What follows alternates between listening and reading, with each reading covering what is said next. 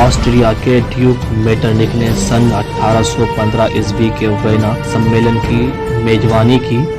यहीं से नेपोलियन युग का अंत और मेटरनिख युग की शुरुआत होती है। मेटरनिख ने इटली को छोटे छोटे टुकड़ों में बांट दिया ताकि इस पर अपना प्रभाव बनाए रख पाए।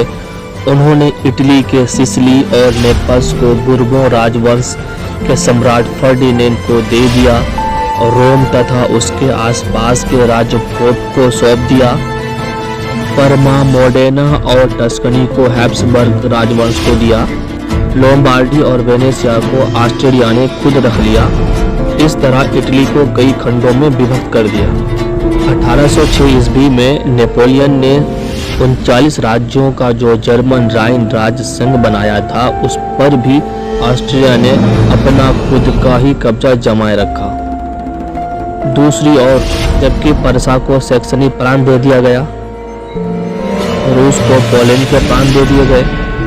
इस प्रकार नेपोलियन द्वारा जीते गए सभी प्रांतों यानी प्रदेशों को वेना कांग्रेस के तहत 1815 ईस्वी में बांट दिया गया। इसके साथ ही फ्रांस में पूर्व की व्यवस्था स्थापित कर दी गई यानी बुर्बोन राजवंश के लुई 18वां को फ्रांस का सम्राट बना दिया गया। इस तरह सन 1815 ईस्वी की वेना सम्मेलन से मेटरनिख युग की शुरुआत होती है। मेटरनिख युग ने यूरोप में नई रूढ़िवादी व्यवस्था कायम कर दिया जो निरंकुश के साथ साथ प्रतिक्रियावादी भी था।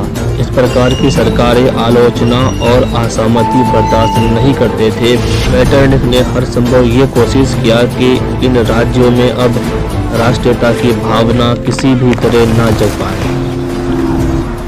वेना कांग्रेस के तहत फ्रांस का राजा लुई 18वां बनने के बाद उन्होंने फ्रांस की जनता पर पुरातनपंथी व्यवस्था यानी 1789 ईस्वी से पहले की व्यवस्था को जबरदस्ती जनता में लागू करने का प्रयास नहीं किया, बल्कि उन्होंने प्रतिक्रियावादी और सुधारवादी शक्तियों के मध्य सामंजस्य यानी मेल मिलाप कराने का प्रयास किया और संवैधानिक घोषणा पत्र जिसे समान नागरिक संहिता कहा जाता है उसे जनता के लिए लागू कर दिया। लेकिन जब लुई 18वां के 1828 में मृत्यु के बाद चार्ल्स दसम फ्रांस का शासक बना तो उसने समान नागरिक संहिता को हटाकर उसकी जगह कठोर आदेश जारी किया, जिसका परिणाम जुलाई 1830 के क्रांति के रूप में सामने आया।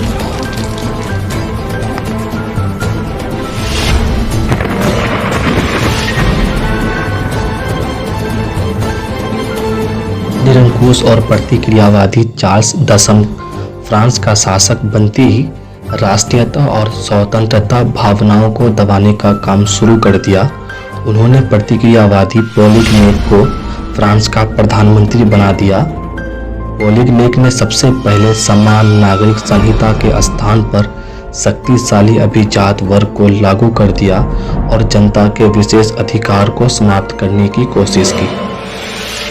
उदारवादियों ने इसे चुनौती और षड्यंत्र समझने लगा और पोलिगनेक का विरोध करने लगा, लेकिन चार्ल्स दसम ने 25 जुलाई 1830 ईस्वी को उदारवादियों के विरुद्ध 4 कठोर आदेश जारी कर दिया।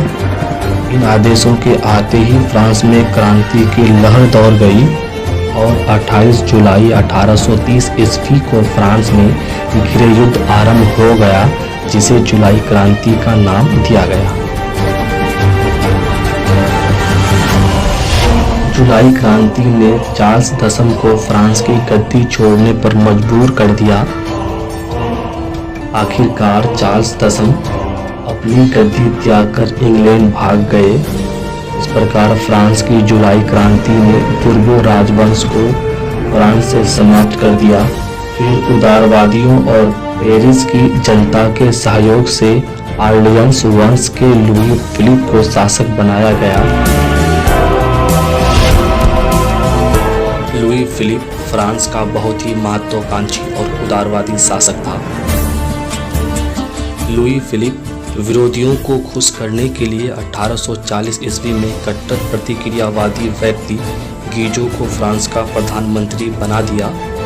की जो वैधानिक, सामाजिक और आर्थिक सुधार के विरुद्ध था। लुई फिलिप पूंजीपति वर्ग को हमेशा साथ रखना पसंद किया, जो बहुत ही कम संख्या में और शासन में रुचि नहीं रखने वाले थे।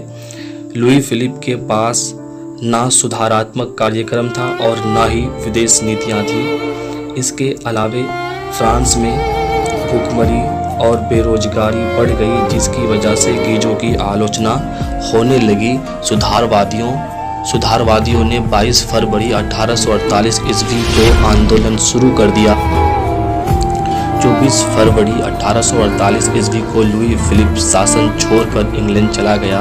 अब लुई फिलिप के गद्दी छोड़ने पर फ्रांस की नेशनल असेंबली ने फ्रांस को गणतंत्र की घोषणा करते हुए 21 वर्ष से ऊपर के सभी पुरुषों को मताधिकार प्रदान किया और बेरोजगारी को दूर करने के लिए काम की गारंटी दी।